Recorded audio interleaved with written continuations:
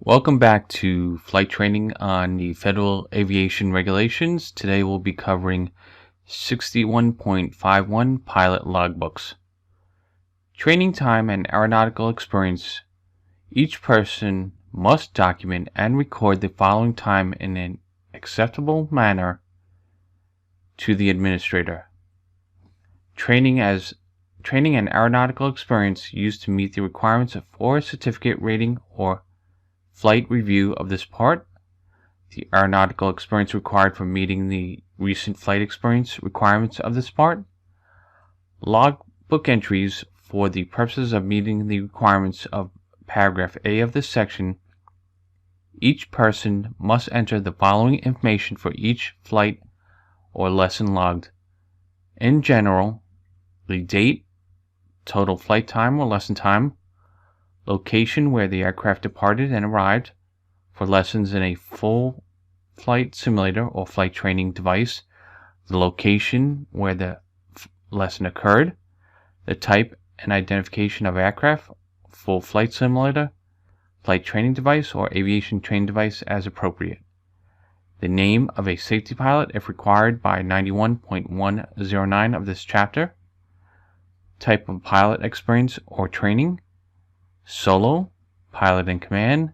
second in command, flight and ground training received from an authorized instructor, training received in a full flight simulator, flight training device or aviation training device from an authorized instructor, conditions of flight, day or night, actual instrument, simulated instrument conditions in flight, a full flight simulator, flight training device or aviation training device, use of night vision goggles in an aircraft in flight in a full flight simulator or a flight training device,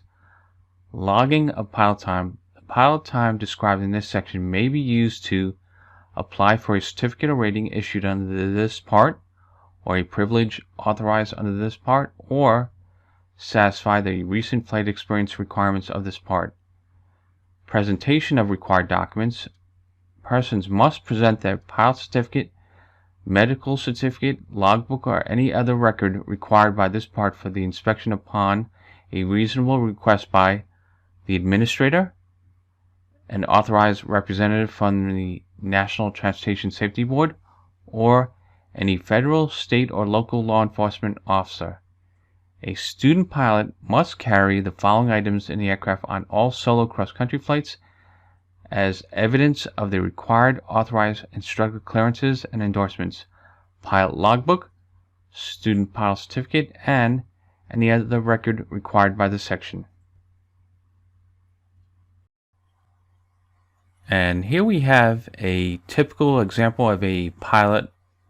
logbook where you would record your pilot time requirements. And taking a look on the inside of a typical pilot logbook, we'll be inspecting the required areas of logbook entries. Our logbook entries start with year, date, aircraft make and model, aircraft identification mark, points of departure and arrival from to, miles flown, flight number if needed, remarks, procedures, maneuvers, and endorsements,